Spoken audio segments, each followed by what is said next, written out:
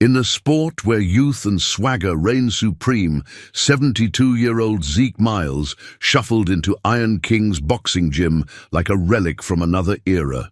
The former legendary trainer, who once molded champions with calloused hands and fierce wisdom, was now met with dismissive glances and barely concealed smirks. When cocky rising star Rhys Jackson publicly ridiculed the old man for requesting a sparring match, the gym erupted in laughter, phones recording what they assumed would be an easy humiliation.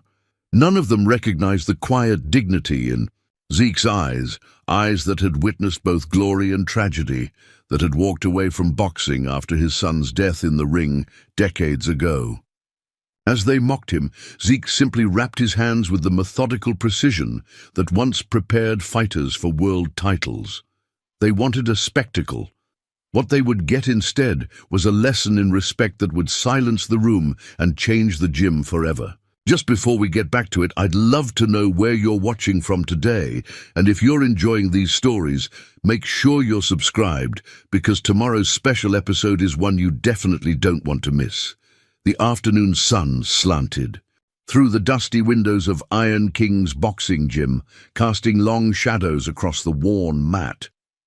Zeke Miles paused outside the entrance, his weathered hand gripping an old gym bag that had seen better decades.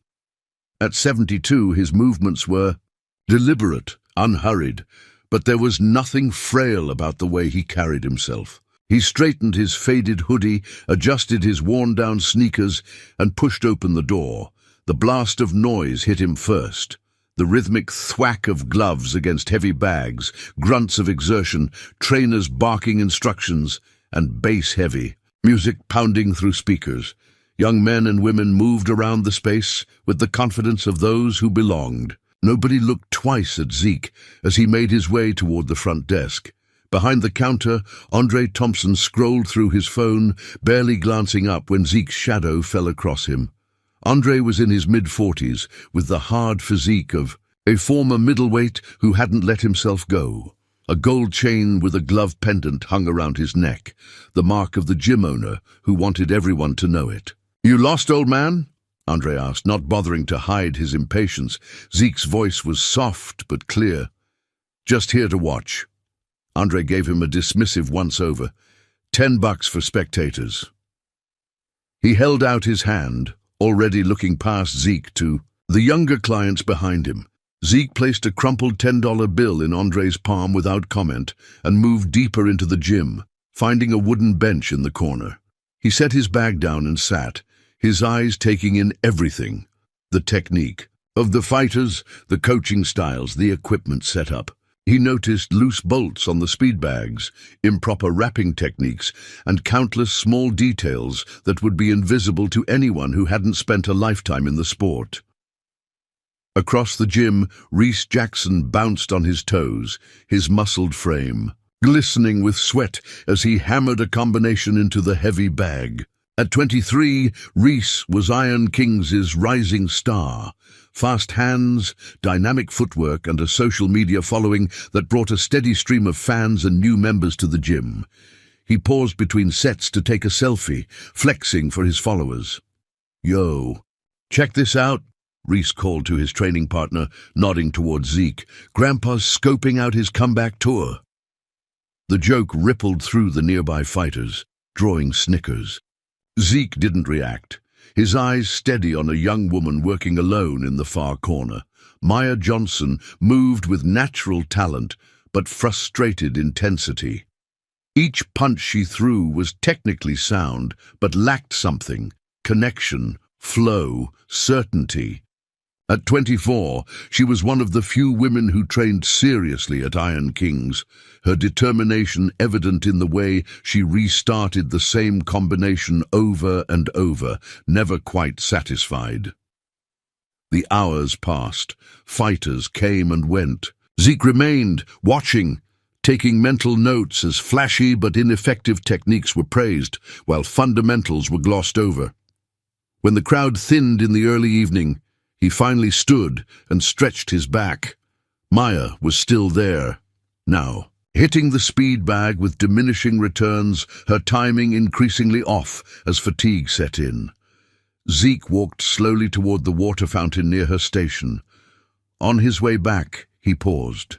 "May I?" he asked quietly. Maya looked up, startled that someone was speaking to her, especially this elderly man she'd noticed sitting alone all afternoon. "What? Your stance," Zeke said. "Try widening your base and dropping your right shoulder half an inch." Maya hesitated, eyeing him uncertainly. The old man didn't look like a trainer. Not in those clothes, not with that ancient gym bag. But something in his calm certainty made her adjust her feet and lower her shoulder as suggested. She hit the bag again. The rhythm instantly improved, the rebounds coming back cleaner, more predictable. She started, surprised. "Just physics," Zeke offered with a slight smile. "Been the same since they invented the wheel." Before Maya could respond, a voice cut through their exchange. "Hey, old-timer!" It was Andre, striding over with clear annoyance. "You don't work here. Don't mess with my clients or my equipment." Zeke had been adjusting the height of the speed bag platform slightly, noticing it had been set improperly. "My apologies," Zeke said, stepping back with a respectful nod. "Meant no harm." Andre's eyes narrowed. "You want to train, you pay for training. You want to watch, you stay on that bench." "Clear, crystal," Zeke replied, his expression giving away nothing. As Andre walked away, Maya gave Zeke a quick, appreciative glance before returning to her workout, this time maintaining the adjusted stance. The gym began emptying as closing time approached. Staff started wiping down equipment and sweeping floors. Zeke approached Andre, who was counting the day's receipts. "Mind if I help clean up?" Andre barely looked at him. "Suit yourself," he said, assuming Zeke was simply looking for something to do or a way to ingratiate himself. Zeke moved methodically through the gym, wiping down equipment with the care of someone who respected both the tools and the craft they served. When the main floor cleared, he moved to a distant corner, set down his bag, and began to shadowbox. His transformation was immediate and startling. The careful, measured steps of the elderly man gave way to smooth, rhythmic movement. His hands weaved intricate patterns in the air, his footwork precise and economical. There was no wasted motion, no flashy gestures, just pure, distilled boxing technique refined by decades of practice. A young boy waiting for his father noticed first, his mouth falling open as he watched Zeke move like water. The child stood transfixed until his father called him away, breaking the spell. As the last lights were about to be turned off, Zeke gathered his bag and headed for the exit. He paused by Andre's office. "You ever let the old school step in for a round or two?" he asked quietly. Andre looked up, then called out, "Yo, Reese, old-timer here wants to know if he can get in the ring." Reese, who was zipping up his gym bag, turned with an incredulous expression that quickly morphed into amusement. "You serious?" he asked, a laugh bubbling up. "Like for real?" The handful of remaining gym members joined in the laughter. Some pulled out phones, anticipating a viral moment in the making. Zeke just smiled faintly, the corners of his eyes crinkling. He said nothing, merely nodded a good night and walked out into the evening darkness. Behind him, the laughter continued. But one pair of eyes followed him thoughtfully, Maya's, wondering what other secrets the old man might be carrying. The next morning, Zeke returned, paid his spectator fee, and resumed his place on the bench. The routine continued throughout the week, Zeke watching, occasionally helping with cleanup, mostly being ignored or treated as an oddity by the gym's regulars. Reese, however, had found new entertainment.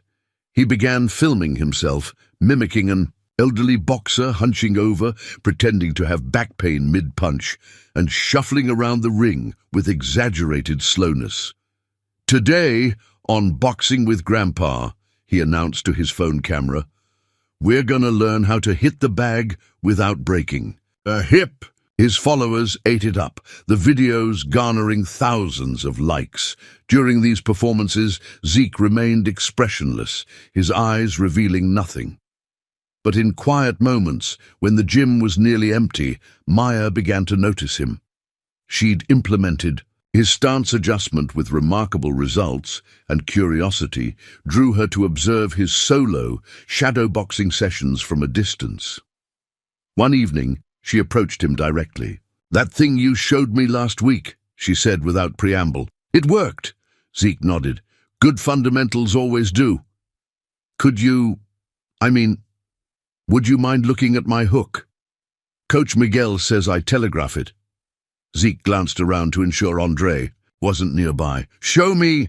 Maya threw a left hook at half speed. Zeke watched, then demonstrated a subtle adjustment to her elbow angle and the timing of her weight transfer. "Don't load up so much," he advised. "The power's not in the muscle, it's in the sequence. Let your body weight do the work." Maya tried. Again, following his guidance, the punch came faster, cleaner.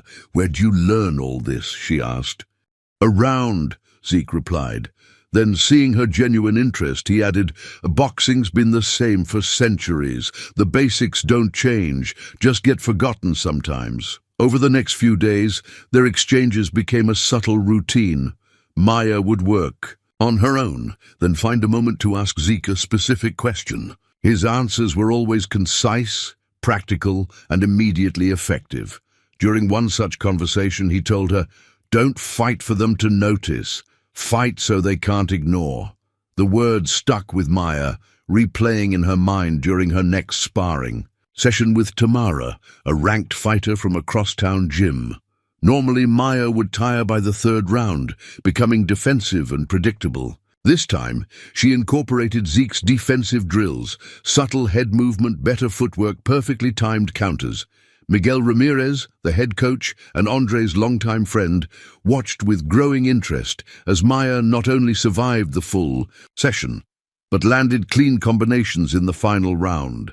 At 48, Miguel had seen enough boxing to recognize when something had changed. His eyes drifted to Zeke, sitting quietly in his usual corner, expression neutral, but attention clearly on Maya's performance. "Good work today," Miguel told Maya afterward, his voice carrying enough for Zeke to hear. "Something's different.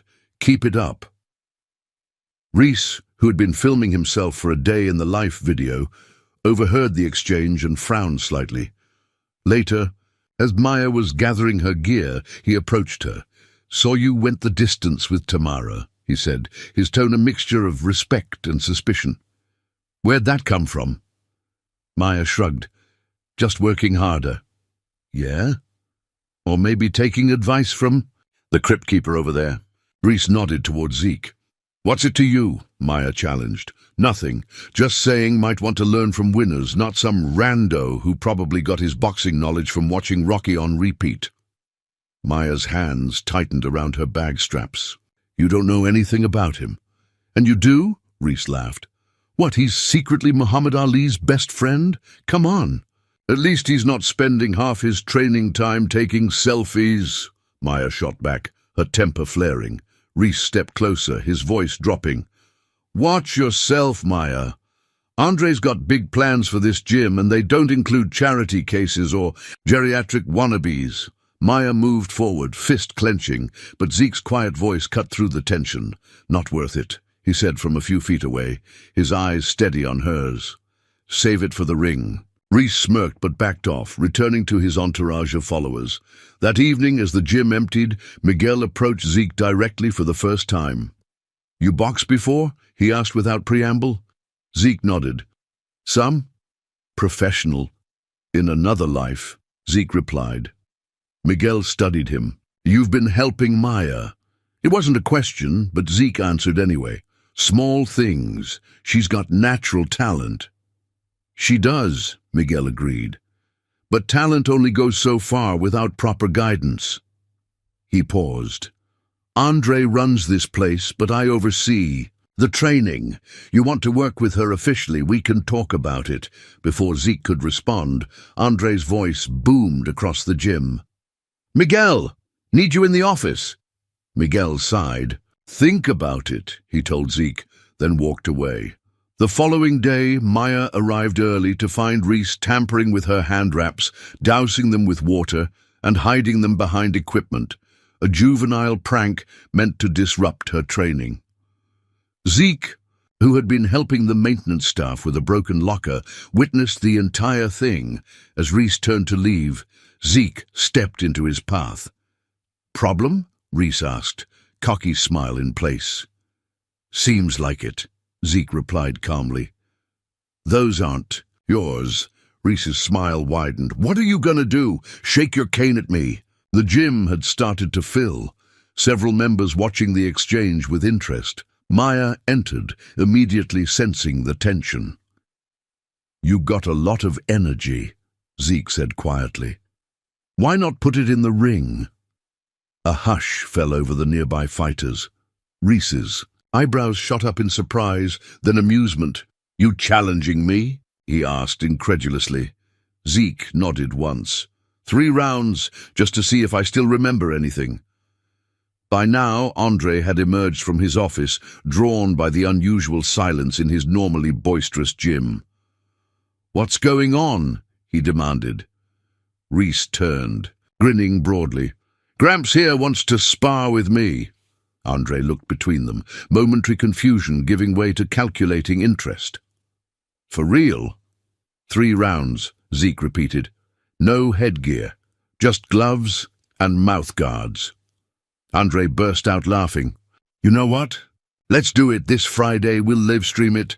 He clapped Reese on the shoulder. "Might go viral when Reese knocks out Social Security." The gym erupted in excited chatter. Phones appeared, recording the moment.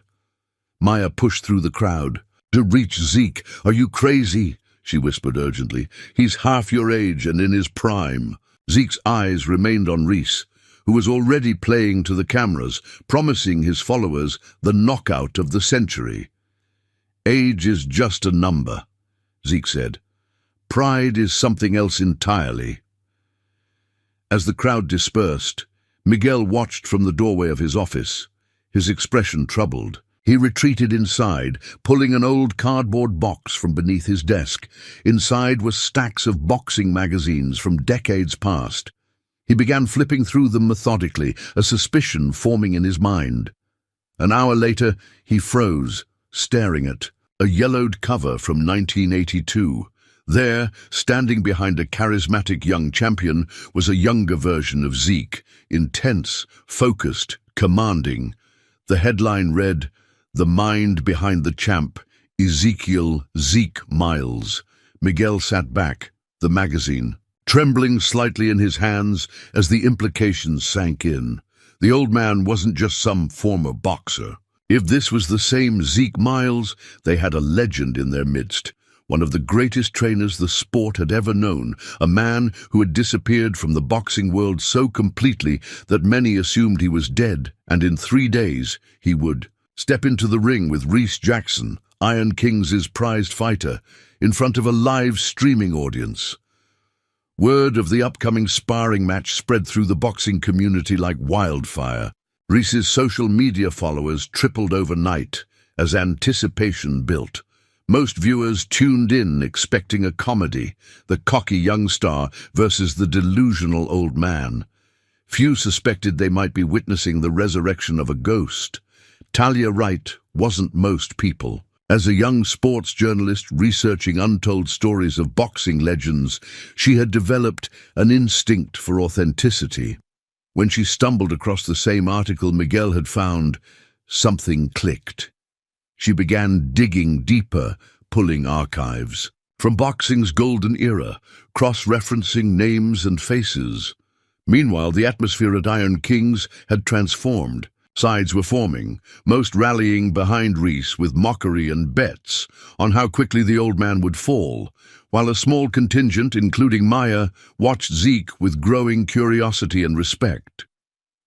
The morning after the challenge, Maya cornered Zeke as he wrapped his hands for his solitary shadow boxing routine. "Why are you doing this?" she asked bluntly.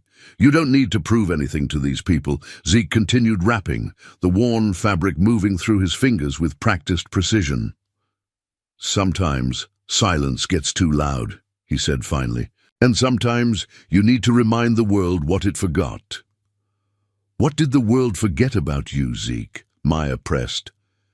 Instead of answering, Zeke reached into his bag and withdrew a small, plastic-covered photograph. It showed a younger Zeke standing between two boxers, one a charismatic, powerful-looking fighter in his prime, the other a younger man with Zeke's eyes and jawline. "Ray Lightning Barnes," Zeke said, pointing to the first fighter, undefeated when this was taken. 28 wins, 22 by knockout. Maya's eyes widened. "You trained Ray Barnes? The Ray Barnes?" "For 8 years, Zeke confirmed, from his first professional fight to his last. "And the other guy?" Zeke's expression softened with an old pain. "My son, Damien." Before Maya could ask more, Reese's entourage burst into the gym, music blaring. From portable speakers, Reese himself strutted in, wearing a T-shirt with a cartoon print of an elderly man knocked out on the canvas. The caption read, "Retirement Plan." "3 days, old-timer," Reese called out, playing to the phones recording him. "Hope your Medicare's all paid up." Zeke didn't acknowledge him, simply tucking the photo away and returning to his wrapping. Maya, however, fixed Reese with a glare that could have melted steel. That afternoon, when the gym quieted during lunch break, Miguel approached Zeke, the magazine in hand. "It's you, isn't it?" he asked without preamble. "Ezekiel Miles, Ray Barnes's trainer, the strategist behind 7 world champions." Zeke glanced at the magazine, then back to Miguel. "That life ended with my boy." Miguel leaned closer. "What happened?" The whole boxing world wondered. "One day you're on top, next day, gone, vanished."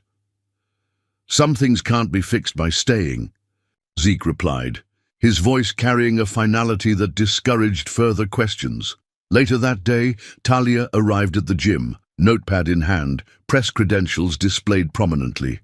Andre immediately took notice, switching from disinterested gym owner to gracious host in seconds flat. "Talia Wright, Detroit Sports Network," she introduced herself. "I'm doing a piece on the history of Detroit boxing. Heard you've got someone." "Interesting here," Andre's chest puffed up. "You mean Reese?" "Yeah, he's our rising star. Already got sponsors looking at him for—" "Actually," Talia interrupted, "I meant Ezekiel Miles." Andre's smile faltered. "The old guy? What about him?" "Just confirming it's the same Zeke Miles who trained Ray Barnes and 6 other champions in the 80s and early 90s, Talia replied, watching Andre's reaction carefully. "Wait, what?" Andre's confusion seemed genuine. "That can't be right. He's just some old-timer who's been hanging around." Nearby, Maya was close enough to overhear. She slipped away to find Miguel, who confirmed what she'd suspected since seeing the photograph. "It's him, all right," Miguel said quietly. "The man was a genius, had a way of reading fighters, their strengths, weaknesses, psychology, like nobody else. Fighters would come to him broken and leave champions. Then why is he here?" Maya asked. "Why now?" Miguel shook his head. "That's the mystery. He walked away after his son died in the ring. Nobody's heard from him in what, 20 years? And now he shows up here, challenges Reese." He trailed off, troubled by the implications, as word spread that the elderly man might actually be a legendary trainer. Andre's attitude shifted. Talia overheard him on the phone, excitedly telling someone about the promotional opportunity of a lifetime and how they could spin this into serious money. Meanwhile, Reese's online bravado had begun showing cracks. After watching old footage of Barnes that Talia had shared, he trained with unusual focus, his typical showboating subdued. One of his entourage caught him reviewing Zeke's shadowboxing. "Sessions recorded secretly on a phone. You worried about Grandpa?" the friend teased. "Nah," Reese said too quickly. "Just want to make sure I don't hurt him too bad. Bad optics, you know." But his increased training intensity told a different story. The day before the match, Zeke visited a small cemetery on the outskirts of town. The stone was simple: Damien Miles, beloved son, 1975-1998. Zeke laid down a pair of miniature boxing gloves and the photo Maya had seen. "Tomorrow's not about winning, son," he said to the silent grave. "It's about remembering who we were." When he returned to the gym that evening, he found it transformed. Professional lighting had been set up. A cameraman was testing angles. Andre was giving an interview to a local sports channel, positioning himself as the man who discovered Ezekiel Miles and brought him out of retirement. "Always believed in giving legends their due," Andre was saying smoothly. "When I recognized who he was, I knew the boxing world needed to see the master one more time." Zeke walked past without comment, heading to the locker room, where he found Maya waiting. "They're turning this into a circus," she said, disgusted. "Circuses still need performers," Zeke replied with a hint of a smile. "How's your hook coming along?" The abrupt change of subject caught Maya off guard, but she recognized Zeke's desire to focus on what mattered. "Better. Landed it clean on the heavy bag yesterday." "Good. Remember what I told you about fighting for yourself, not them?" Maya nodded. "Tomorrow," Zeke continued, "no matter what happens, you keep that in mind. Your path is just beginning. Don't let anyone else define it for you." There was a finality in his tone that troubled Maya, as if he were saying goodbye. "Zeke," she began, but was interrupted by Reese entering the locker room. Surprisingly, he came alone. No entourage, no cameras. He stood awkwardly for a moment, looking between them. "Can I talk to you?" he asked Zeke. "Alone?" Maya hesitated, protective instincts flaring, but Zeke nodded for her to go. She left reluctantly, glancing back with concern. When they were alone, Reese's cocky facade crumbled slightly.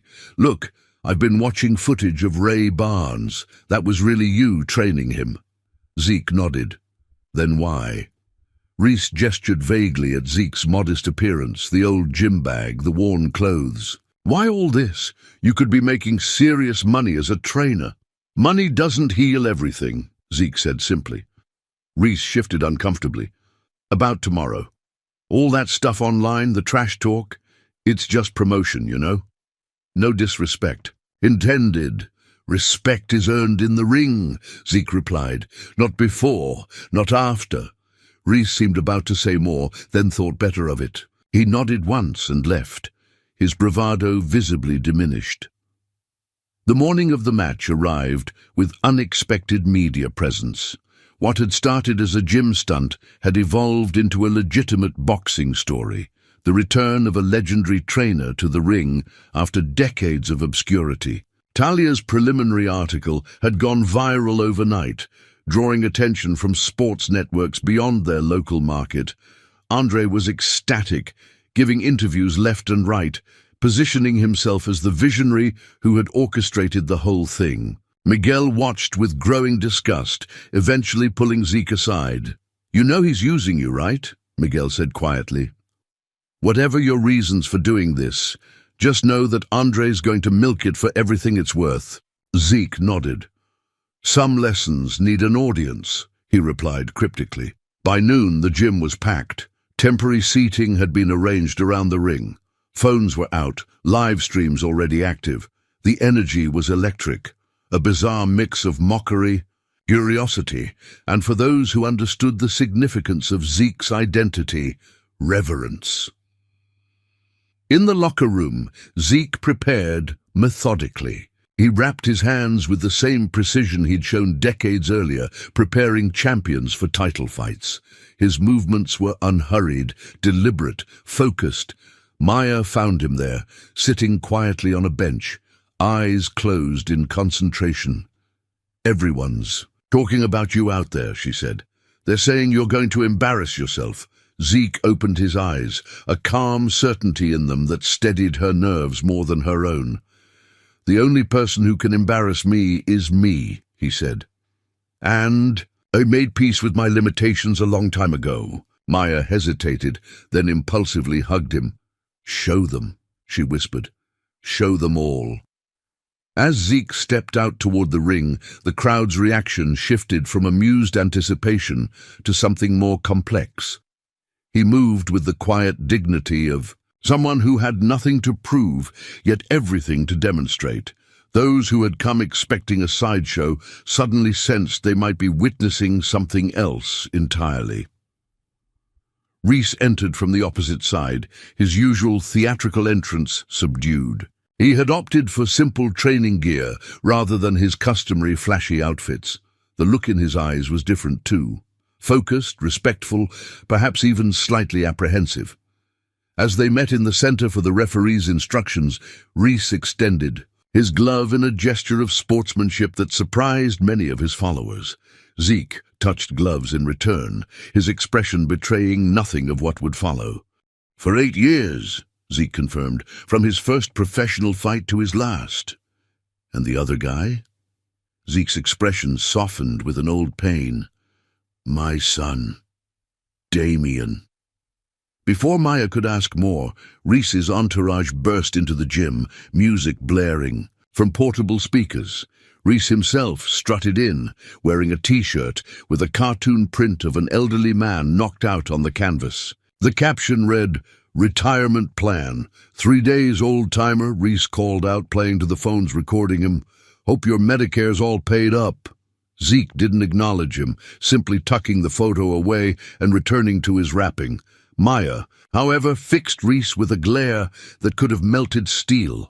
That afternoon, when the gym quieted during lunch break, Miguel approached Zeke, the magazine in hand. "It's you, isn't it?" he asked without preamble. Ezekiel Miles, Ray Barnes, trainer, the strategist behind 7 world champions. Zeke glanced at the magazine, then back to Miguel. "That life ended with my boy." Miguel leaned closer. "What happened?" The whole boxing world wondered. One day you're on top, next day, gone, vanished. "Some things can't be fixed by staying," Zeke replied, his voice carrying a finality that discouraged further questions. Later that day, Talia arrived at the gym, notepad in hand, press credentials displayed prominently. Andre immediately took notice, switching from disinterested gym owner to gracious host in seconds flat. "Talia Wright, Detroit Sports Network," she introduced herself. "I'm doing a piece on the history of Detroit boxing. Heard you've got someone interesting here." Andre's chest puffed up. "You mean Reese? Yeah, he's our rising star. Already got sponsors looking at him for—" "Actually," Talia interrupted, "I meant Ezekiel Miles." Andre's smile faltered. "The old guy. What about him?" "Just confirming it's the same Zeke Miles who trained Ray Barnes and 6 other champions in the 80s and early 90s, Talia replied, watching Andre's reaction carefully. "Wait, what?" Andre's confusion seemed genuine. "That can't be right. He's just some old-timer who's been hanging around." Nearby, Maya was close enough to overhear. She slipped away to find Miguel, who confirmed what she'd suspected since seeing the photograph. "It's him, all right," Miguel said quietly. "The man was a genius, had a way of reading fighters, their strengths, weaknesses, psychology, like nobody else. Fighters would come to him broken and leave champions." "Then why is he here?" Maya asked. "Why now?" Miguel shook his head. "That's the mystery. He walked away after his son died in the ring. Nobody's heard from him in, 20 years, and now he shows up here, challenges Reese." He trailed off, troubled by the implications. As word spread that the elderly man might actually be a legendary trainer, Andre's attitude shifted. Talia overheard him on the phone, excitedly telling someone about the promotional opportunity of a lifetime, and how they could spin this into serious money. Meanwhile, Reese's online bravado had begun showing cracks. After watching old footage of Barnes that Talia had shared, he trained with unusual focus, his typical showboating subdued. One of his entourage caught him reviewing Zeke's shadowboxing sessions recorded secretly on a phone. "You worried about Grandpa?" the friend teased. "Nah," Reese said too quickly. "Just want to make sure I don't hurt him too bad. Bad optics, you know." But his increased training intensity told a different story. The day before the match, Zeke visited a small cemetery on the outskirts of town. The stone was simple: Damian Miles, beloved son, 1975-1998. Zeke laid down a pair of miniature boxing gloves and the photo Maya had seen. "Tomorrow's not about winning, son," he said to the silent grave. "It's about remembering who we were." When he returned to the gym that evening, he found it transformed. Professional lighting had been set up. A cameraman was testing angles. Andre was giving an interview to a local sports channel, positioning himself as the man who discovered Ezekiel Miles and brought him out of retirement. "Always believed in giving legends their due," Andre was saying smoothly. "When I recognized who he was, I knew the boxing world needed to see the master one more time." Zeke walked past without comment, heading to the locker room where he found Maya waiting. "They're turning this into a circus," she said, disgusted. "Circuses still need performers," Zeke replied with a hint of a smile. "How's your hook coming along?" The abrupt change of subject caught Maya off guard, but she recognized Zeke's desire to focus on what mattered. "Better. Landed it clean on the heavy bag yesterday." "Good. Remember what I told you about fighting for yourself, not them?" Maya nodded. "Tomorrow," Zeke continued, "no matter what happens, you keep that in mind. Your path is just beginning. Don't let anyone else define it for you." There was a finality in his tone that troubled Maya, as if he were saying goodbye. "Zeke," she began, but was interrupted by Reese entering the locker room. Surprisingly, he came alone. No entourage, no cameras. He stood awkwardly for a moment, looking between them. "Can I talk to you?" he asked Zeke. "Alone?" Maya hesitated, protective instincts flaring, but Zeke nodded for her to go. She left reluctantly, glancing back with concern. When they were alone, Reese's cocky facade crumbled slightly. "Look, I've been watching footage of Ray Barnes. That was really you training him?" Zeke nodded.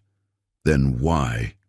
Reese gestured vaguely at Zeke's modest appearance, the old gym bag, the worn clothes. "Why all this? You could be making serious money as a trainer." "Money doesn't heal everything," Zeke said simply.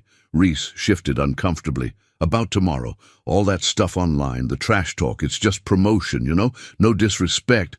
"Intended. Respect is earned in the ring," Zeke replied. "Not before, not after." Reese seemed about to say more, then thought better of it. He nodded once and left, his bravado visibly diminished. The morning of the match arrived with unexpected media presence. What had started as a gym stunt had evolved into a legitimate boxing story, the return of a legendary trainer to the ring after decades of obscurity. Talia's preliminary article had gone viral overnight, drawing attention from sports networks beyond their local market. Andre was ecstatic, giving interviews left and right, positioning himself as the visionary who had orchestrated the whole thing. Miguel watched with growing disgust, eventually pulling Zeke aside. "You know he's using you, right?" Miguel said quietly. "Whatever your reasons for doing this, just know that Andre's going to milk it for everything it's worth." Zeke nodded. "Some lessons need an audience," he replied cryptically. By noon, the gym was packed. Temporary seating had been arranged around the ring. Phones were out, live streams already active. The energy was electric, a bizarre mix of mockery, curiosity, and for those who understood the significance of Zeke's identity, reverence. In the locker room, Zeke prepared methodically. He wrapped his hands with the same precision he'd shown decades earlier preparing champions for title fights. His movements were unhurried, deliberate, focused. Maya found him there, sitting quietly on a bench, eyes closed in concentration. "Everyone's talking about you out there," she said. "They're saying you're going to embarrass yourself." Zeke opened his eyes, a calm certainty in them that steadied her nerves more than her own. "The only person who can embarrass me is me," he said. "And I made peace with my limitations a long time ago." Maya hesitated, then impulsively hugged him. "Show them," she whispered. "Show them all." As Zeke stepped out toward the ring, the crowd's reaction shifted from amused anticipation to something more complex. He moved with the quiet dignity of someone who had nothing to prove, yet everything to demonstrate. Those who had come expecting a sideshow suddenly sensed they might be witnessing something else entirely. Reese entered from the opposite side, his usual theatrical entrance subdued. He had opted for simple training gear rather than his customary flashy outfits. The look in his eyes was different too, focused, respectful, perhaps even slightly apprehensive. As they met in the center for the referee's instructions, Reese extended his glove in a gesture of sportsmanship that surprised many of his followers. Zeke touched gloves in return, his expression betraying nothing of what would follow. "Then what was it about?" "Remembering," he said simply, "and maybe helping someone else remember too." Maya pulled out her phone, showing him footage from the match that had already accumulated hundreds of thousands of views overnight. The comments were a mixture of awe, apologies for underestimating him, and demands to know more about the old-school boxer who schooled the youngster. "You're famous now," she said with a hint of a smile. Zeke shook his head. "Fame fades. Skills don't." As they talked, Maya noticed Reese enter the gym, subdued and thoughtful. No entourage today, no phone recording his every move. He caught Maya's eye and gave a respectful nod before beginning his own training routine, more focused and deliberate than his usual flashy workout. Meanwhile, Miguel had been reviewing old VHS tapes stored in the gym's dusty archives. Footage collected over decades from various boxing matches and training sessions. Most were unmarked or labeled with faded handwriting. He'd been searching all night, driven by a hunch, after seeing Zeke in the ring. In the back of the storage room, he found what he was looking for, a tape simply marked Barnes' Final Session. He slid it into an ancient VCR and watched as grainy footage revealed Ray Barnes training intensely. In the background, barely visible but unmistakable, was Zeke, calling out instructions in the same measured tone he used with Maya. Miguel rewound the tape repeatedly, studying the techniques, the strategy, the unique training methods that had made Barnes nearly unbeatable. Then he reached for his phone and dialed Talia's number. "We've got a story," he said when she answered, "and it's bigger than we thought." While Miguel and Talia delved into the past, Maya continued her training under Zeke's quiet guidance. His methods were unorthodox by modern standards, focusing on fundamentals, energy conservation, and psychological warfare rather than pure power or speed. Each session built on the last, creating a comprehensive system that began transforming Maya's approach to fighting. "Boxing isn't about who hits hardest," Zeke told her during one session. "It's about who can implement their strategy while preventing their opponent from implementing theirs." As the week progressed, more experienced fighters began to gravitate towards Zeke, asking questions, seeking advice. Even Andre, initially dismissive, began mentioning Zeke's presence in promotional materials for the gym, capitalizing on the growing interest. One afternoon, Maya discovered a small memorial tucked into Zeke's gym bag. A worn newspaper clipping of Damien's obituary and a faded ribbon from an amateur championship. The personal shrine spoke volumes about the wound that had never fully healed. Later, while helping Zeke organize equipment, Maya found the courage to ask the question that had been troubling her. "Zeke, if it hurts so much to be around boxing, why come back at all?" Zeke paused, considering his answer carefully. "Sometimes the only way past the pain is through it. I avoided this world for 20 years. Didn't fix anything." He looked around the gym, his eyes settling on the young fighters training with determination. "Maybe there's still something here worth saving." The words hung in the air between them, carrying more weight than Maya could fully understand. That evening, Talia met Miguel at a quiet diner several blocks from the gym. They spread their research across the table, old articles, fight records, the FBI document, and stills from the VHS footage. "It's all connected," Talia explained, excitement coloring her voice. "Ray Barnes died shortly after turning down a series of suspicious exhibition matches. The same company that proposed those matches was partly owned by Clive Rocco, Andre's old partner when he started Iron Kings," Miguel finished, the implications dawning on him. "You think Andre was involved in match-fixing?" "I don't know yet," Talia admitted, "but it's a hell of a coincidence that Zeke Miles would randomly walk into the gym, partly founded by the man potentially connected to his greatest fighter's death." Miguel sat back, processing. "Does Zeke know?" "If he does, he hasn't said," Talia replied, "but I'm planning to find out." Unknown to either of them, Andre sat in a booth on the far side of the diner, his expression darkening as he watched their animated conversation and caught glimpses of the materials spread between them. 3 days later, Iron King's boxing gym was transformed. What had started as a casual sparring match between an elderly man and a cocky young fighter had evolved into a proper boxing exhibition. Word had spread through social media and Talia's preliminary articles. Temporary bleachers surrounded the ring. A professional live-stream setup replaced the haphazard phone recordings from the previous match. The crowd was different too, not just the usual gym members and Reese's followers, but serious boxing fans, former fighters, and even a few scouts from professional promotions, all drawn by rumors that the legendary Ezekiel Miles was stepping back into the spotlight. In the locker room, Zeke prepared with methodical calm. No entourage, no trainer, just a solitary figure wrapping his own hands with practiced precision. Maya entered hesitantly, concern evident on her face. "You don't have to do this," she said.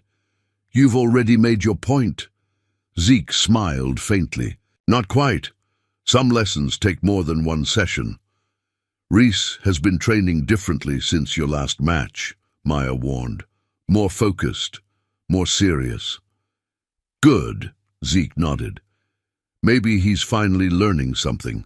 Across the gym, Reese was indeed approaching this rematch with unprecedented seriousness. Gone were the theatrical preparations and social media posturing. Instead, he warmed up methodically, his expression focused and determined. Andre moved through the crowd, playing the gracious host, but his eyes frequently darted to Miguel and Talia, who sat together near the commentator's table. The tension between them was palpable, a subplot few in the audience could detect. As the fighters were called to the ring, a hush fell over the packed gym. Phones were raised, live streams activated. The energy was a complex mixture of anticipation, curiosity, and most surprisingly, respect. Reese entered first, his usual flashy entrance replaced by a businesslike approach. He acknowledged the crowd briefly before taking his corner. When Zeke appeared, the reaction was immediate. Murmurs of recognition from the older attendees, curious whispers from the younger ones. The referee called them to center ring for instructions. Reese met Zeke's eyes directly, nodding once in acknowledgement. The theatrical mockery of their first encounter had been replaced by professional respect. "Clean fight, gentlemen," the referee reminded them. 3 rounds, back to your corners." The bell rang, and Reese opened with controlled aggression, testing Zeke's defenses with measured jabs rather than wild power shots. Zeke responded with subtle movement, shifting angles, creating distance, disrupting Reese's rhythm without expending unnecessary energy. "He's not fighting," one spectator complained. "He's just avoiding." A veteran boxer nearby shook his head. "Watch closer. He's reading, gathering information, old school." Throughout the first round, Zeke remained defensive, absorbing Reese's increasingly frustrated attacks with minimal effort. As the bell rang, Reese returned to his corner, looking confused rather than confident. "What's he doing?" Andre demanded, from outside the ropes. He's making you look bad. Go after him. Reese shook his head. It's like punching fog. He's always a half step ahead. The second round began with Reese attempting to cut off the ring, forcing Zeke into the corners. For a moment it seemed to work, until Zeke slipped under a hook and pivoted away, leaving Reese punching air. "Come on, Grandpa," Reese taunted mid-round, frustration bleeding into his voice. "Show me that ancient kung fu." A flicker of something, perhaps amusement, crossed Zeke's face. He continued his defensive masterclass, occasionally landing light, precise counterpunches that seemed designed to instruct rather than damage. The crowd's energy shifted from excitement to fascination. They were witnessing something rare, not a slugfest between unequal opponents, but a live demonstration of boxing's deeper arts. As the second round neared its end, Reese launched a desperate flurry, determined to land something meaningful. Zeke weathered the storm, then, in a moment of perfect timing, stepped inside Reese's guard. The uppercut seemed to materialize from nowhere, a compact, perfect punch that traveled barely 6 inches but carried decades of knowledge. It connected with Reese's solar plexus with surgical precision. The impact wasn't visually spectacular, but its effect was immediate and dramatic. Reese's eyes widened in shock. His breath exploded from his lungs. His legs buckled as oxygen deserted him. He stumbled backward, gasping desperately for air, and collapsed to one knee. The room went silent. Phones lowered as spectators stared in disbelief. Even Miguel, who had suspected Zeke's true abilities, looked stunned by the precision and timing of the punch. The referee began a count, but it was academic. Reese had technically taken a knee, a knockdown by definition. But more importantly, the dynamic of the match had been irrevocably altered. The myth of the harmless old man had been shattered with a single perfect punch. As Reese struggled to his feet before the count of 8, Zeke simply stood in a neutral corner, his expression betraying nothing. No celebration, no showboating, just the calm focus of a craftsman who had demonstrated a fundamental principle. When the action resumed, Reese approached with newfound caution, respect evident in his measured movements. Zeke nodded almost imperceptibly, acknowledging the lesson learned. They finished the round in a technical exchange that showcased both fighters' skills without further drama. As the final bell rang, the audience erupted, not in mockery or surprise, but in genuine appreciation. They had come expecting a sideshow and witnessed a master class instead. Zeke didn't wait for the referee to raise anyone's hand. He simply removed his gloves, nodded to Reese with genuine respect, and exited the ring without fanfare.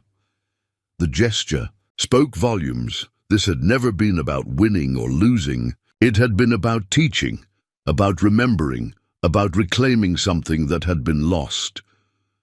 As Zeke made his way toward the locker room, the crowd parted before him, many reaching out to touch his shoulder or shake his hand. Veterans of the sport nodded in recognition of what they had witnessed. Younger fighters watched with new eyes, suddenly aware of the depth and subtlety of the art they were pursuing. Maya pushed through the crowd and embraced Zeke impulsively. "You did it," she whispered. "They remember now." Zeke's weathered face softened into a genuine smile. "I didn't want their memory," he said quietly. "I just wanted peace." As they spoke, Miguel approached with an old VHS tape in hand. "Zeke," he said with quiet urgency, "we need to talk about Ray Barnes, about what really happened." Zeke's expression shifted, a shadow of old pain crossing his features. "Some ghosts are better left undisturbed, Miguel." "Not these ones," Miguel insisted. "Not when they might still be haunting this gym." Before Zeke could respond, his phone buzzed with notifications. Online, the clip of his uppercut was already spreading like wildfire. Headlines were appearing. "Old man silences trash talker," and "The legend returns. Is Ezekiel Miles the real deal?" Across the gym, Andre watched the unfolding scene with calculating eyes, his phone pressed to his ear. "Yeah, it's confirmed," he said to the person on the other end. "It's really him, Ezekiel Miles. No, I don't think he knows about our connection yet. Yes, we need to contain this quickly." As Andre hung up, he caught sight of Talia filming the crowd's reaction to the match. Their eyes met briefly, his guarded, hers inquisitive. A silent acknowledgement passed between them. The story was far from over. In the center of it all, Zeke stood quietly, neither seeking nor avoiding attention. For the first time in decades, he was fully present in the world he had once defined and then abandoned. The weight of the past still hung heavy on his shoulders, but something had shifted. A door long closed had been cracked open, allowing light to illuminate shadows that had festered too long in darkness. The uppercut that had stunned the room had done more than silence doubt. It had announced that Ezekiel Miles was no longer a ghost from boxing's past. He was a force that would have to be reckoned with in its present and future. Morning light filtered through the grimy windows of Talia's small apartment, illuminating. Stacks of research materials spread across her dining table. Photos of Ray Barnes in his prime, newspaper clippings of championship bouts, printouts of FBI documents, and at the center, a legal pad filled with questions for Ezekiel Miles. When her doorbell rang, she was surprised to find Zeke himself standing there, looking slightly uncomfortable in the residential setting. "Didn't expect you to come to me," Talia said, inviting him in. "Some conversations are better had away from certain ears," Zeke replied, his eyes taking in the research materials. With a mixture of nostalgia and pain, they sat across from each other, 2 cups of coffee between them. Talia's recorder lay on the table, but she made no move to activate it, sensing that Zeke's openness depended on the human connection, not the journalistic one. "After yesterday, people are going to want the full story," she said gently. "Not just about the punch, but about you, where you've been, why you disappeared." Zeke nodded, running a weathered hand over his face.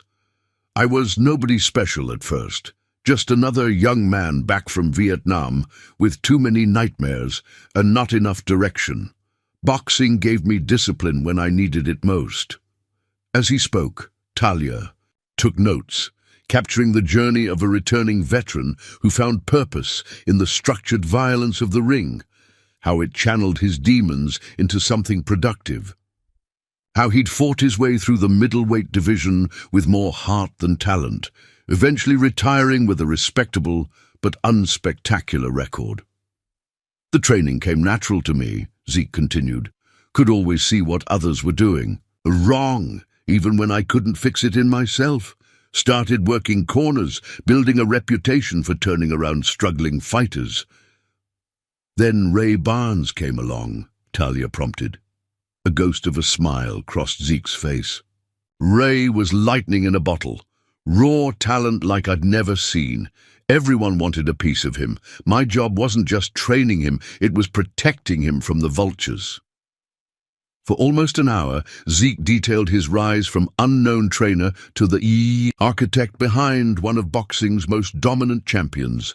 7 title defenses, each more impressive than the last. Magazine covers, television appearances, commercial endorsements. The golden age of a partnership that seemed unbeatable. "But it was Damien who really had my heart," Zeke said, his voice softening. "Training my son was different. Harder in some ways, more rewarding in others." Talia pushed a box of tissues across the table as Zeke described Damien's promising career, his technical skill combined with natural instinct. The complicated dynamic of being both father and trainer to a young man eager to create his own legacy. "I begged him not to take that underground match," Zeke said, his voice cracking slightly. "The opponent was too experienced, too dangerous. But Damien was 23, thought he was invincible, needed the money and the recognition." Zeke fell silent, lost in the memory of that night. Talia waited patiently, understanding that some wounds never fully heal. "Third round," he finally continued. "I saw the signs before it happened. Damien's guard dropping, his reaction slowing. I threw in the towel, but the referee was looking. The wrong way. One more combination and Damien went down, never got up. I'm so sorry, Talia said softly. Buried him on a Tuesday, Zeke said. Walked away from boxing on Wednesday. Sold everything I owned by the end of the month. Just started walking and never really stopped until you ended up at Iron King's, Talia finished for him. Zeke nodded. Wasn't planned. Something just pulled me in. Talia hesitated, then carefully laid out the FBI documents she'd uncovered. There's something you should know about Ray Barnes' death. The official report says car accident, but these suggest it might have been connected to match-fixing. A man named Clive Rocco was under investigation. Zeke's expression darkened as he examined the papers. Rocco. He was always hanging around. The edges of the sport. Promoter, investor, always with an angle. He was also Andre's silent partner when Iron King's opened, Talia said quietly, watching Zeke's reaction carefully. A complex mix of emotions crossed Zeke's face. Surprise, anger, and finally, a grim understanding. Maybe there's no such thing as coincidence, he murmured. As Zeke processed this revelation, across town at Iron King's, Maya faced her own turning point. Lucas Dane, a slick promoter in an expensive suit, sat in Andre's office, explaining the opportunity of a lifetime to the young fighter. 6 figures guaranteed, Lucas said smoothly. Plus percentages of gate and pay-per-view. This is the title shot fighters dream about. Maya should have been ecstatic. Instead, she found herself asking, what's the catch? Andre leaned forward, his gold chain catching the light. No catch, just standard contract terms. You train here exclusively. We handle promotion, media, everything. And Zeke? Maya asked. He's been coaching me. Lucas and Andre exchanged glances. Look, we appreciate the old man's contribution, Lucas said carefully. But this is the big leagues. We need an official licensed trainer with current credentials, someone who understands modern boxing, modern media. Zeke Miles trained 7 world champions, Maya counted. 20 years ago, Andre cut in. Things have changed. The commission won't approve him as your cornerman without updated licensing, which would take months. This opportunity is now. Maya stood, anger building inside her. So I'm supposed to just cut him loose? After everything he's taught me? Andre's expression hardened. Be smart, Maya. Opportunities like this don't come twice. You want to throw away your career for some sentimental attachment to a has-been? Maya left without answering, conflicted emotions churning inside her. Outside the office, she found Reese waiting, having overheard the conversation. He's offering. You the Sullivan fight, isn't he? Reese asked. Maya nodded, surprised by Reese's subdued demeanor, a stark contrast to his former cockiness. I'd kill for that opportunity, Reese admitted. Then, unexpectedly. But Andre's not telling you everything. What do you mean? Reese glanced around to ensure they weren't overheard. The Sullivan fight, it's not straight. There are expectations about how it goes down. Maya's blood ran cold. Are you saying it's fixed? Not fixed exactly, Reese hedged. More like choreographed. You go the distance, show heart, but Sullivan takes the decision. You get the payday, the exposure, and a rematch clause. That's not fighting, Maya said, disgust evident in her voice. That's theater. Reese shrugged. That's the business. Why do you think Zeke walked away all those years ago? Later that afternoon, Maya found Zeke at a small park near the gym, shadowboxing in the dappled sunlight. She watched silently as he moved through combinations with fluid grace, decades of muscle memory evident in every motion. Andre offered. Me a title shot, she said when he finished. Zeke nodded, unsurprised. Lucas Dane's promotion. You knew, heard whispers. Zeke sat on a bench, gesturing for Maya to join him. Big opportunity. They don't want you in my corner, Maya said bluntly. Said you're not licensed, not modern enough. Zeke's expression. Remain neutral. And what do you think? I think it's bullshit, Maya replied with unexpected vehemence. But Reese says the fight isn't clean anyway, that they expect me to lose. Glory given too fast is usually paid for later, Zeke said quietly. In this game, there are no shortcuts that don't cost you something important. So what should I do? Maya asked, frustrated by the cryptic response. Zeke studied her thoughtfully. The question isn't what you should do. It's who you want to be. A fighter who stands for something or just another name on a card. As Maya wrestled with this decision, Talia's investigation was gaining momentum. Her initial story about Zeke, titled The Ghost in the Corner, the man who trained a champion, then vanished, had gone viral, bringing national attention to Iron King's gym and its unlikely senior citizen star. What no one expected was who would see it. In a luxurious assisted living facility in Palm Springs, an elderly man with still powerful shoulders leaned forward in his wheelchair, staring at a tablet with tears in his eyes. "My God," he whispered. "Zeke's alive." Meanwhile, in a downtown, high-rise Clive Rocco, now a respected sports management executive with carefully hidden ties to less reputable enterprises, made a different kind of discovery. His assistant laid Talia's article on his desk alongside surveillance photos of Miguel and Talia examining old documents. "They're digging," the assistant said simply. Rocco's expression darkened. "Then we need to bury it deeper." Back at Iron King's, tensions were rising. Maya officially declined Lucas Dane's offer, standing firm in her decision despite Andre's reaction. "You're making the biggest mistake of your life," Andre exploded, slamming his fist on the desk. "This isn't just about you. This affects the whole gym, our reputation, our future deals." Miguel stepped between them, his normally calm demeanor hardened into something more confrontational. "Back off, Andre! It's her career, her choice." "Easy for you to say," Andre shot back. "You're not the one with everything on the line here." The argument escalated until Reese surprisingly intervened. "She's not stupid," he told Andre firmly. "She just won't sell out like we did." Andre froze, his eyes narrowing dangerously. "We'll talk about this later," he said to Reese, his voice low with warning. Turning back to Maya, he added, "You'll regret this. Mark my words." The gym's atmosphere had shifted dramatically since Zeke's exhibition match. What had once been Andre's unquestioned domain was now divided by invisible lines of loyalty. Newer members gravitated toward Zeke, impressed by his techniques and old-school wisdom. Established fighters, including some of Reese's former entourage, began asking Miguel about training separately from Andre's programs. The divide became physical as well as philosophical. Zeke began holding unofficial training sessions in an abandoned warehouse 3 blocks from Iron King's.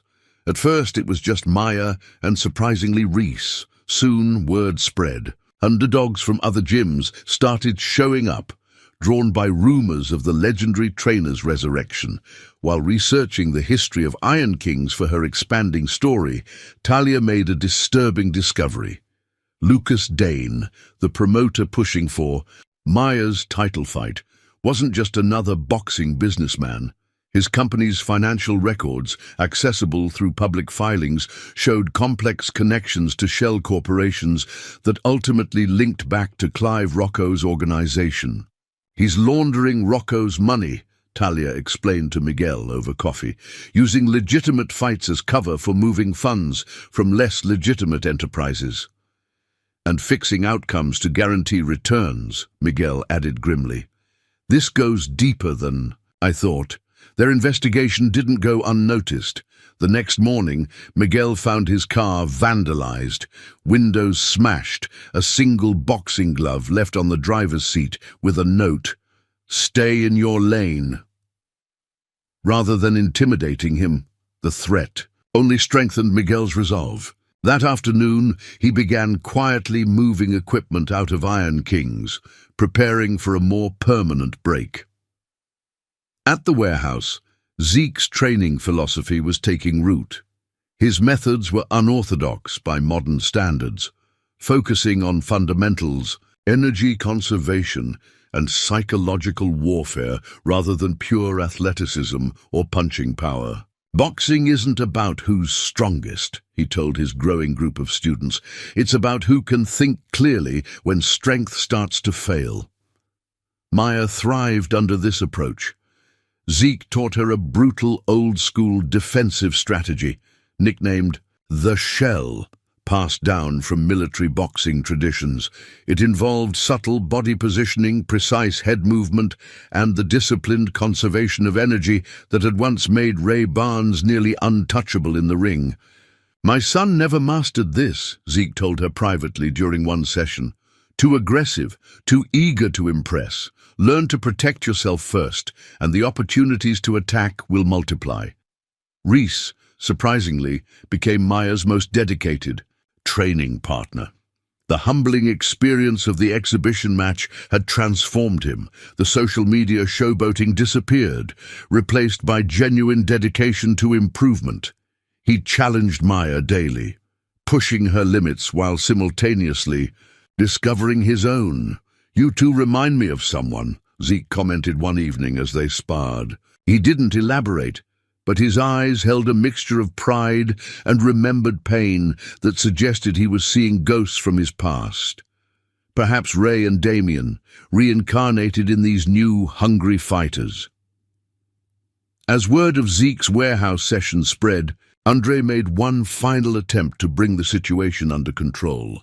He approached Zeke after hours, finding him alone, wrapping his hands for a solitary training session. "You know, there's no reason for all this drama," Andre said with forced casualness. "We could be partners. Iron Kings could use a name like yours officially associated with the brand." Zeke continued rapping, saying nothing. "I'm talking real. Money," Andre pressed. "Recognition. A cut of Maya's future purses. Hell, we could even start a Zeke Miles Boxing Academy under our umbrella." Zeke finally looked up, his eyes clear and unimpressed. "Why now?" "Because you've proven your value," Andre replied smoothly. "The boxing world respects you. We could leverage that."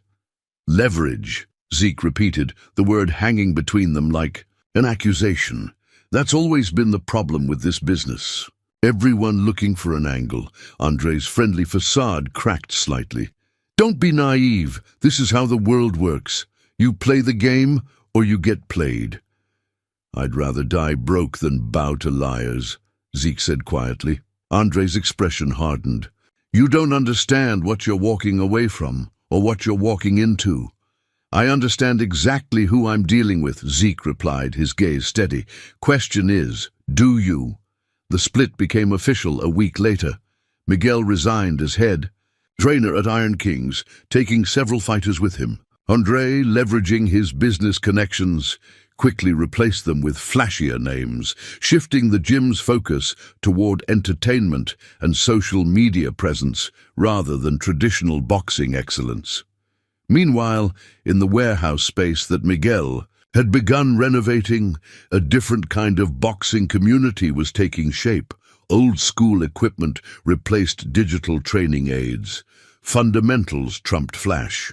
The work was harder, the progress slower, but somehow more satisfying. Zeke moved through this new space like a man reborn, his step lighter, his rare smiles more frequent. For the first time in decades, he was fully engaged with the sport he had once defined and then abandoned. The weight of the past remained, but it no longer paralyzed him.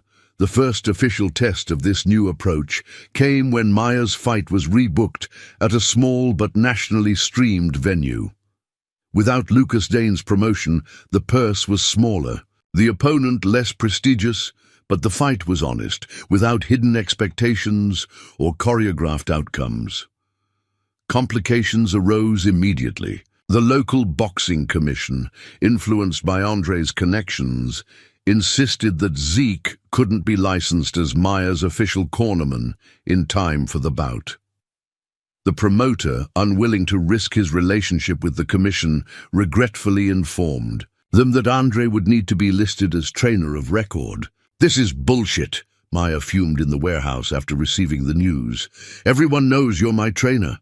"Politics," Zeke replied calmly. "Been part of boxing since the beginning.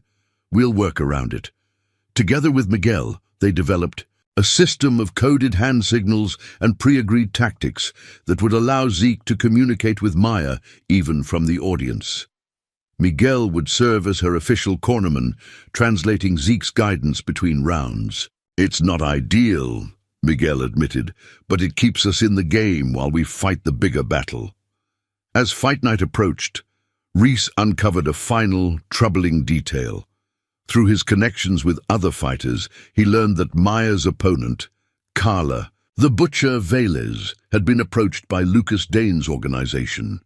"They offered her money to throw the fight," Reese reported during an emergency meeting at the warehouse. "But there's a twist. She's supposed to make it look good unless Maya starts winning too convincingly. Then she's supposed to go all out." "A trap," Zeke concluded. "If Maya follows our game plan and starts dominating, Carla unleashes everything. If Maya struggles, Carla takes a dive, making it look like Maya's win was manufactured." "Either way, they discredit her," Miguel added grimly. "And by extension, discredit us. So what do we do?" Maya asked, the pressure of the situation evident in her voice. Zeke considered for a moment, then nodded decisively. "We change the game. If they want to play chess, we'll play poker instead." The night of the fight arrived, the small venue packed beyond capacity. Zeke was indeed barred from the locker room and corner, forced to watch from the general admission section at the back of the arena. From this distance, he could only communicate through the subtle signals they'd practiced. A hand raised to adjust defense, a finger tapping to change rhythm, a nod to confirm Maya was on the right track. The first round was brutal.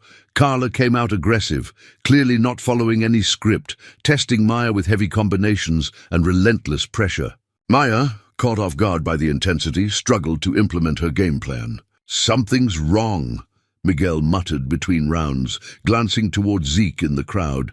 "This isn't what we expected." From his position, Zeke made a subtle gesture.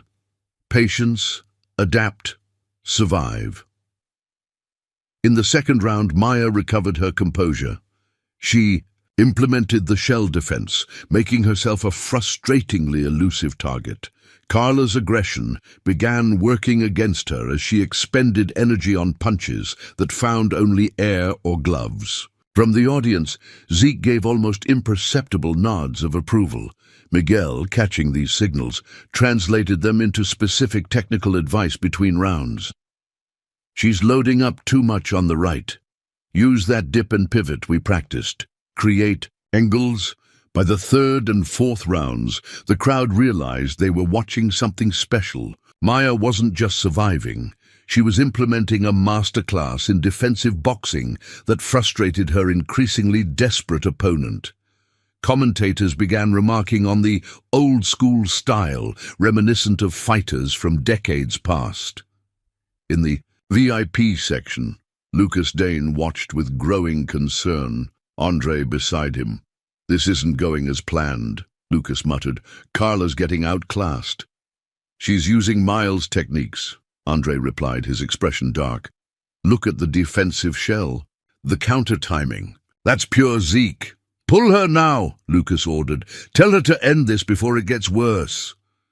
Andre made a call to Carla's trainer, but it was too late. The fight had developed its own momentum, beyond their ability to control.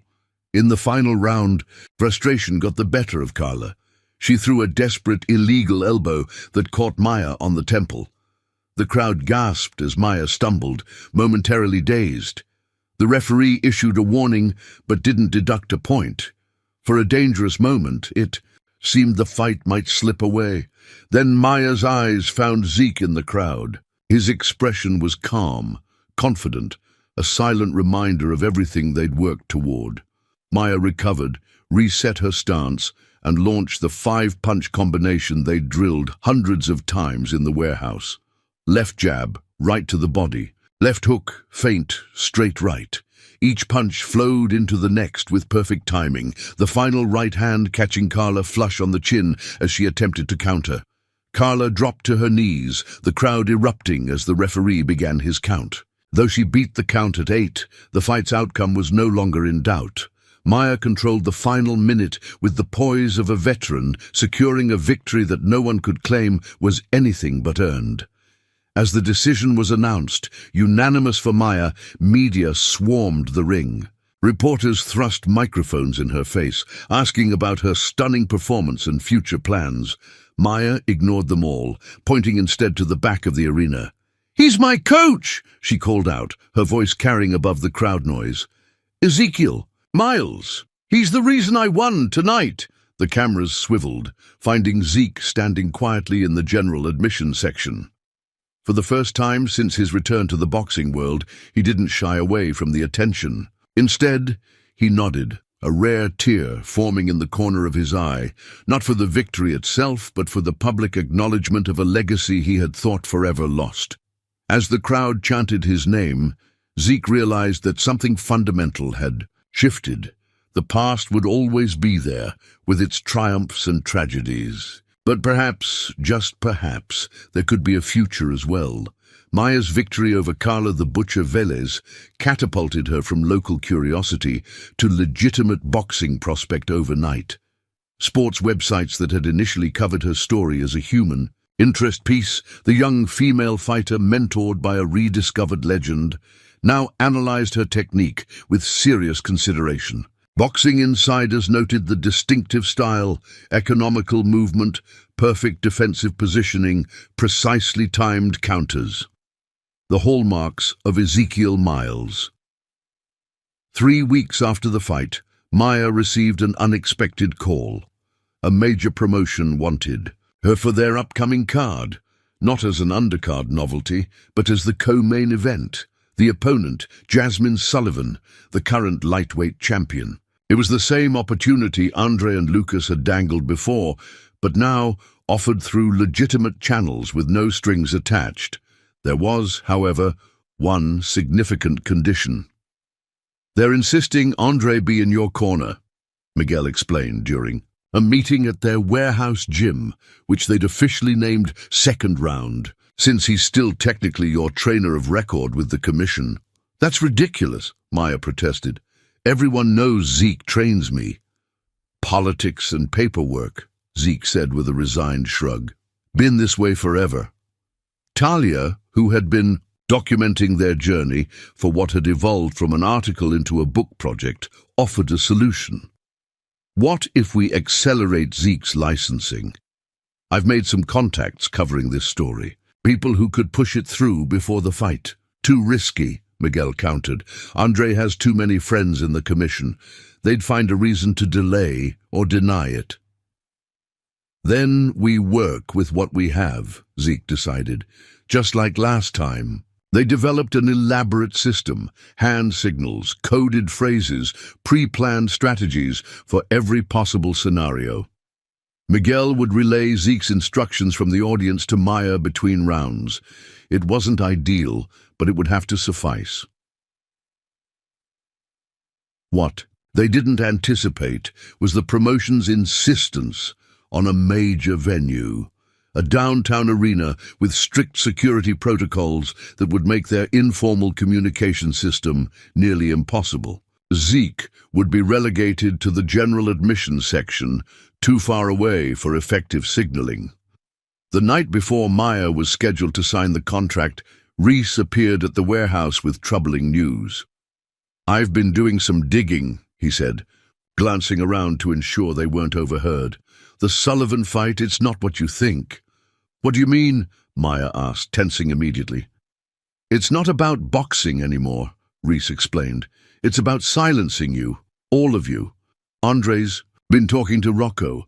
They're scared of what Talia might publish about their operation. So they're using the fight as leverage," Miguel concluded grimly.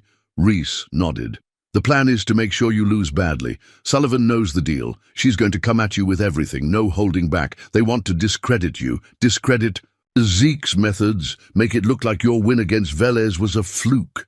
"Why are you telling us this?" Talia asked, suspicion evident in her voice. "You were Andre's golden boy not long ago."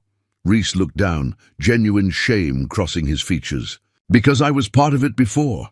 3 of my early pro fights, all arranged. I didn't know at first, then didn't want to know. Kept telling myself it was just how the business worked." He looked up, meeting Zeke's eyes. "But that's not fighting. That's just theater, like Maya said." A heavy silence fell over the group, as they considered their options.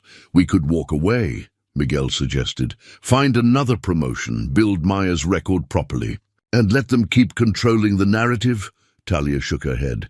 "They'd just find someone else to exploit." "Besides," Maya added with quiet determination, "running away won't solve anything. Sooner or later, we'd face the same problem." All eyes turned to Zeke, who had remained silent throughout the exchange. The old trainer studied Maya thoughtfully, measuring her resolve against the challenge ahead. "What do you want to do?" he asked her simply. Maya straightened, her decision already made. "I want to fight, on my terms, win or lose. I want it to be real." Zeke nodded, a hint of pride in his eyes. "Then we prepare like never before." The following weeks were the most intense of Maya's career. Zeke pushed her beyond what she thought possible, refining every aspect of her technique. They studied Sullivan's fighting style obsessively, identifying patterns, weaknesses, tendencies under pressure. Reese served as her primary sparring partner, mimicking Sullivan's aggressive style while adding his own insights from years of training. Meanwhile, Miguel handled the business side, negotiating contract details that would minimize Andre's influence. Talia continued her investigation, gathering evidence of the match-fixing operation that had corrupted local boxing for years.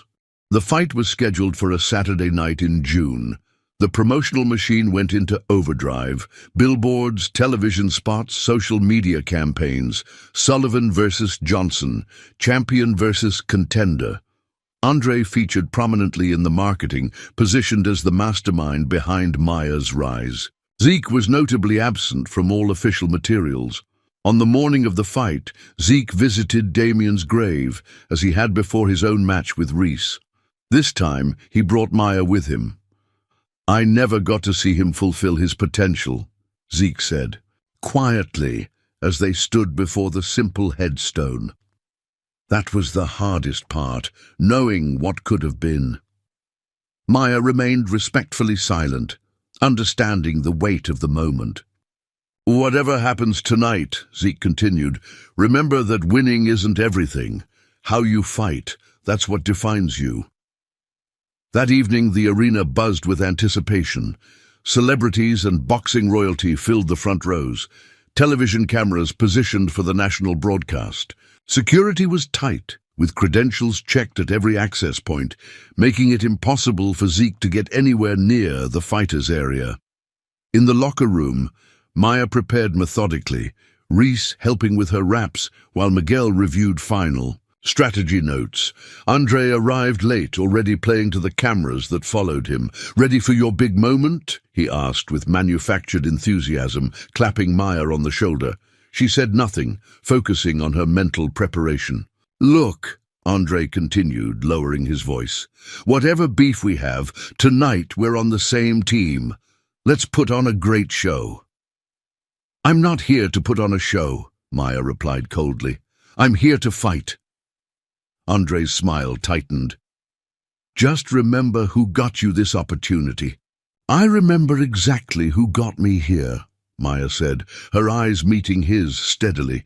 The tension was broken by an official announcing it was time for the walkout. Maya stood, rolled her shoulders, and took a deep breath. Whatever happened next, there would be no turning back. The arena erupted as Maya made her entrance, the underdog status earning her surprising support from the crowd. Sullivan followed moments later, confident and imposing, her championship belt held high. In her corner, a team of elite trainers and specialists prepared for what they clearly expected to be a routine defense. As Maya took her place in the ring, she scanned the crowd, finally locating Zeke in the back row. He was too far for specific signals, but his presence alone provided comfort. He nodded once, a gesture that conveyed everything she needed to know. Trust your training. Trust yourself. The referee called them to center ring for instructions. Sullivan towered over Maya, using her height advantage to project intimidation. Up close, Maya could see the champion's eyes, cold, calculating, professional. This wasn't personal for Sullivan. It was simply business. They touched gloves, returned to their corners, and waited for the bell. Miguel gave Maya final instructions, with Andre adding unnecessary comments beside him. Maya tuned them both out, centering herself, remembering Zeke's words. How you fight defines you. The bell rang. Sullivan charged forward immediately, unleashing a barrage of power punches meant to end the fight early.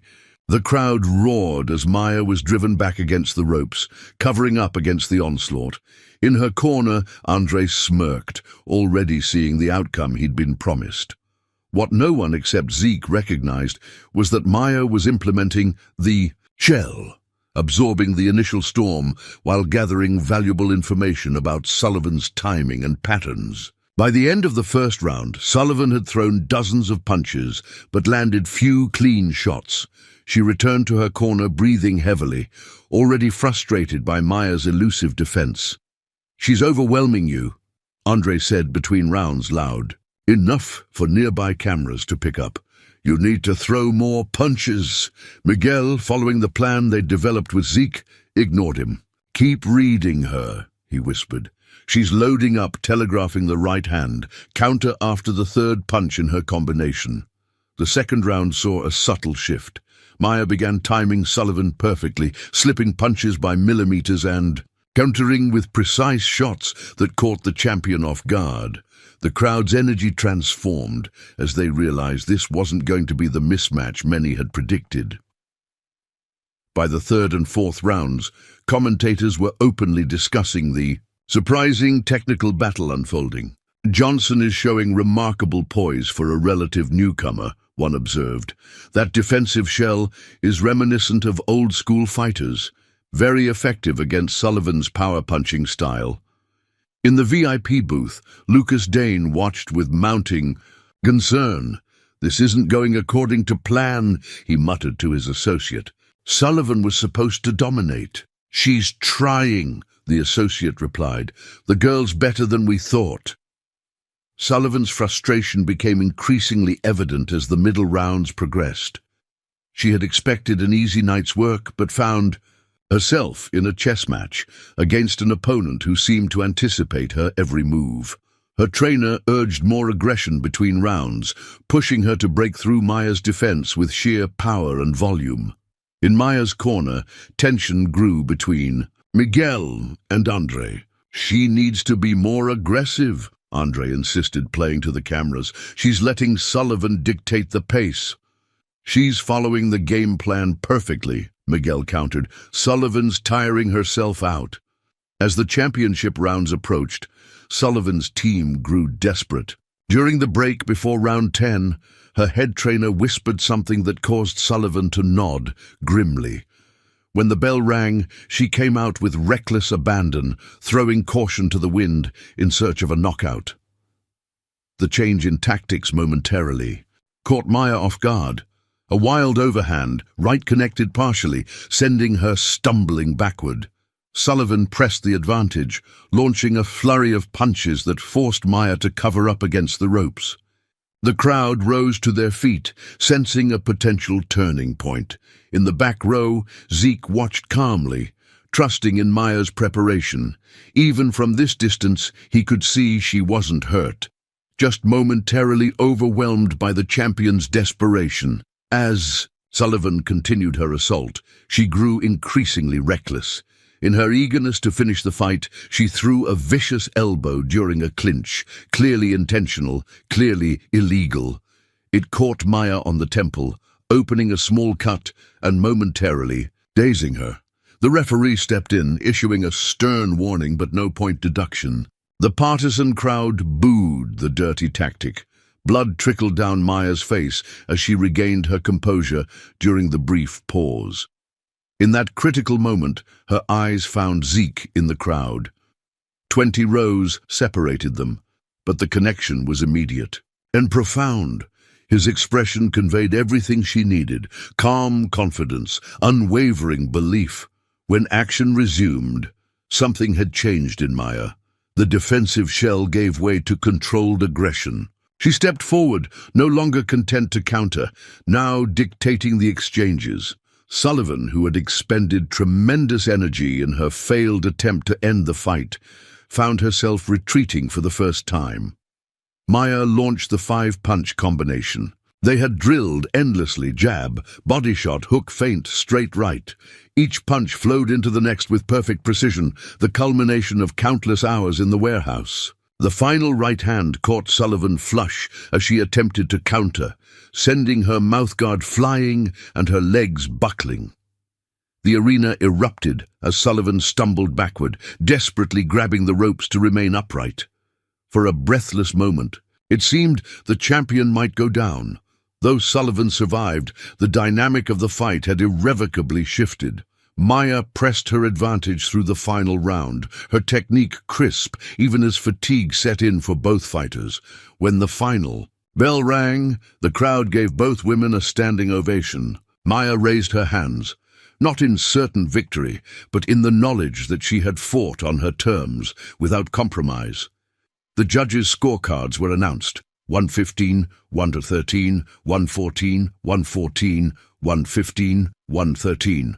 A majority decision for Maya Johnson. The arena erupted in celebration as Maya became the new champion against all odds and expectations. As media swarmed the ring, Maya ignored the microphones thrust toward her. Instead, she pointed into the crowd, directly at Zeke. "He's my coach," she shouted above the noise. "Ezekiel Miles is my coach." Television cameras swung toward the back row, finding Zeke standing quietly, tears forming in his eyes. After decades in self-imposed exile, his legacy had found new life in the most unexpected way. In the midst of celebration, few noticed Andre slipping away, his phone pressed to his ear, his expression dark with the knowledge that the carefully constructed narrative had unraveled completely. The aftermath of Maya's championship victory unfolded rapidly. Talia's comprehensive investigation, bolstered by evidence from Reese and corroborated by financial records, led to a formal police investigation into Lucas Dane's promotion company and its connections to Clive Rocco's broader criminal enterprises. Within weeks, both Andre and Lucas were facing charges of fraud, money laundering, and sports corruption. Iron King's gym closed its doors, its reputation tarnished beyond repair. The building stood empty for months, a visual reminder of how easily the sport could be corrupted when profit took precedence over principle. 3 blocks away, the warehouse that had served as their temporary training space underwent a dramatic transformation.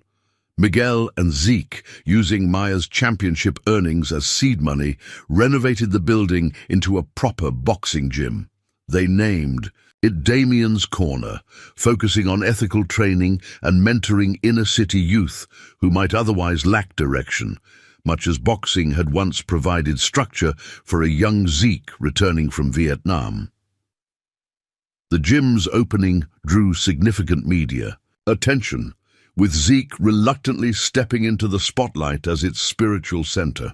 His licensing issues were resolved with surprising speed now that Andre's influence had been removed. The Boxing Commission, eager to distance itself from the scandal, suddenly found ways to accommodate the legendary trainer's return.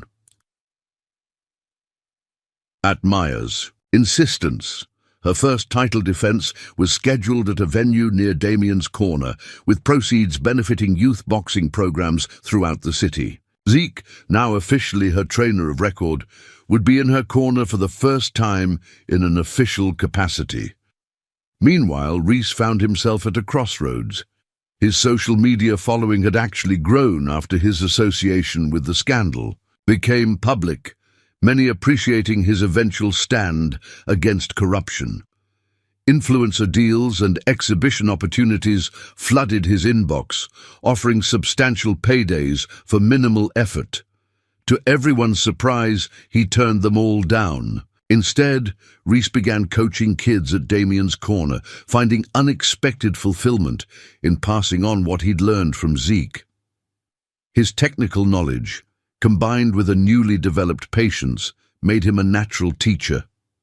"Never thought I'd say this," he confessed to Maya during a quiet moment at the gym, "but I think I'm better at teaching than fighting." "Zeke says that's how it started for him too," Maya replied with a smile. Talia's documentation of the entire journey resulted in a best-selling book, The Ghost Coach, How Ezekiel Miles Vanished from Boxing and Returned to Save Its Soul. Despite the commercial success, Zeke refused most interview requests and declined book tour opportunities. His only concession was signing a single copy, which he placed carefully at Damien's grave during a private visit. "Not sure if you can see all this," he said to the headstone, "but I think you'd be proud. Not of me, took me too long to find my way back, but of what we're building now, the right way." As Damien's Corner established itself as a legitimate training center, Zeke began receiving letters from fighters he'd worked with decades earlier.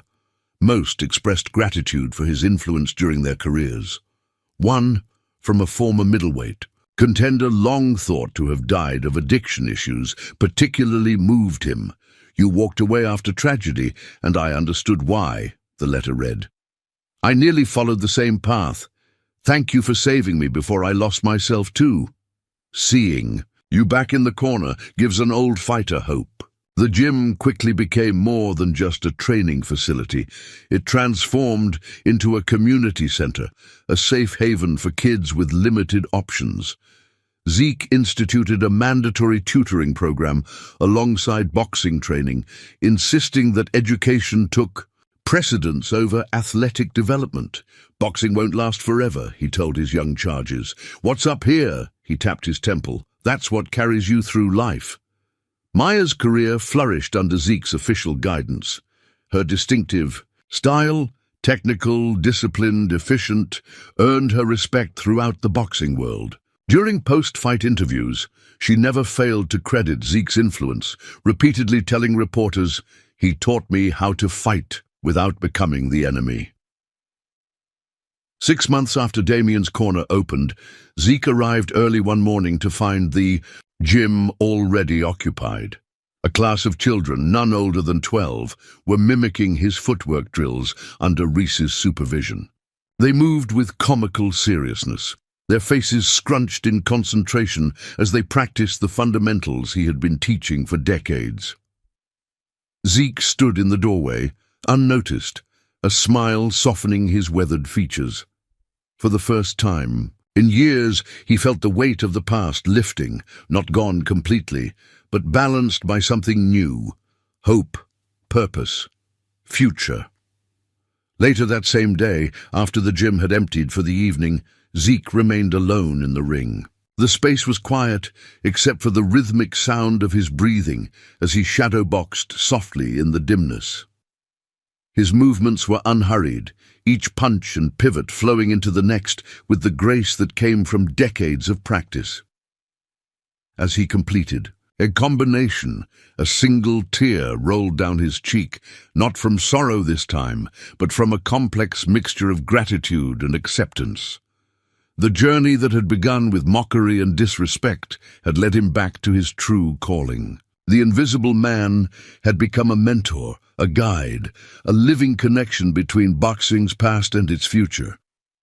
Zeke paused in the center of the ring, his breath visible in the cool air.